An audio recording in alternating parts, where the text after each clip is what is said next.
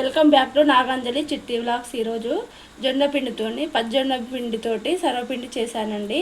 ఇది హెల్త్కి చాలా మంచిది, షుగర్ పేషెంట్లకు కూడా చాలా మంచిది. ఈ విధంగా ట్రై చేసి చూడండి. పచ్చజొన్న పిండి 2 కప్పులు వేసుకోవాలండి. ఇది షుగర్ పేషెంట్లకు కూడా మంచిది. ఎప్పుడైనా మనము రొట్టె చేస్తాం కదా, ఈ జొన్న రొట్టె, ఇది జొన్నలే కానీ పచ్చ జొన్నలు కూడా ఉంటాయి కదా. ఇది పచ్చ జొన్నలతోని సర్వపిండి చేస్తున్నాయి ఈరోజు. ఇప్పుడు ఒక 2 కప్పుల పిండికి దీంట్లో కొన్ని పచ్చిమిర్చి వేసుకోవాలి, కొన్ని ఆనియన్, అల్లం వెల్లిగడ్డ పేస్ట్, కొంచెము శనగపప్పు, పచ్చి శనగపప్పు. ఇట్లా ఒక 2 గంటలు నానబెట్టినామంటే ఇట్లా మంచిగా నానుతుంది. ఇలా కొంచెం కరివేపాకు,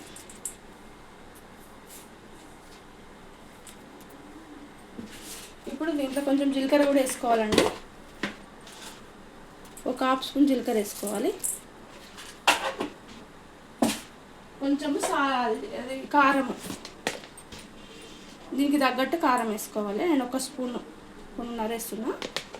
దీంట్లో మిగతాది ఏం లేదు ఇంకా.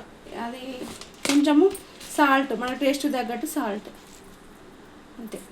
1 స్పూన్ వేసిన సాల్ట్. కొంచెము నువ్వులు వేసుకోవాలి, కొన్ని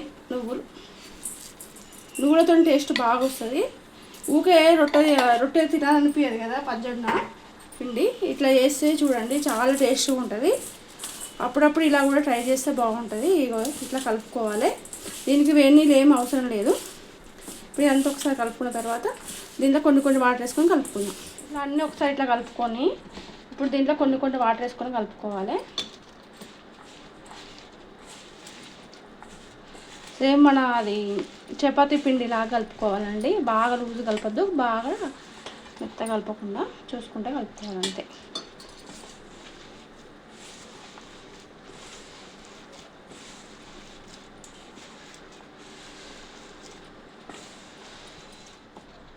ఇప్పుడు దీంట్లో ఒక 2 స్పూన్ల ఆయిల్ వేసుకోవాలి.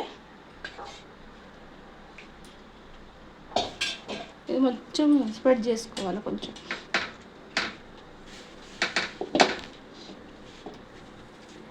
ఇప్పుడు ఈ విధంగా తీసుకోవాలండి పిండి. ఇట్లా తీసుకోవాలి. ఇది కొంచెం మందంగానే ఒత్తుకోవాలి, ఎందుకంటే బియ్యం పిండి లాగా పత్లా రాదు.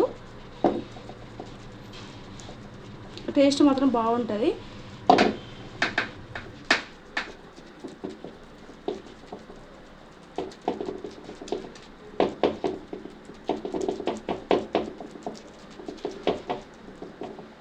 బియ్యం పిండితో కాకుండా ఇట్లా కూడా చేసుకోవచ్చు. ఇది జొన్న పిండి తెల్ల జొన్నలు ఉంటుంది, పచ్చ జొన్నలు కూడా ఉంటుంది. ఈ షుగర్ పేషెంట్లకు ఈ పచ్చ జొన్నలు అయితేనే బాగుంటాయండి. నేను ఎప్పుడు ఇంట్లో అయితే ఎప్పుడు రొట్టె చేస్తాను, ఇట్లా కూడా చేసిస్తాను.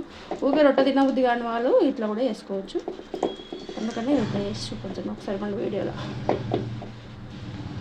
అంత ఇట్లా మధ్యలో హోల్స్ చేసుకోవాలి.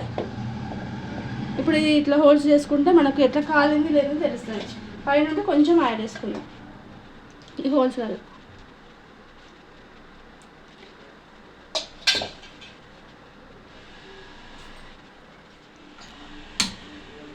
ఇప్పుడు స్టవ్ అంటు పెట్టుకొని ఇది పెట్టేసుకొని ఇందులో మూత పెట్టుకుందాం.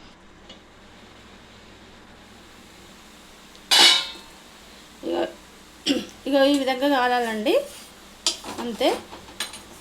ఇది మనం మూత పెట్టడం వల్ల మంచిగా ఇట్లా కుక్ అయిపోతుంది. పైన కుక్ అవుతుంది, లోపల అడుగున కూడా కుక్ అవుతుంది. ఇంతే ప్రాసెస్. ఈ విధంగా కాలాలి చూడండి. ఇట్లా నా వీడియో నచ్చినట్లయితే లైక్, షేర్, కామెంట్, సబ్స్క్రైబ్ చేసుకోండి.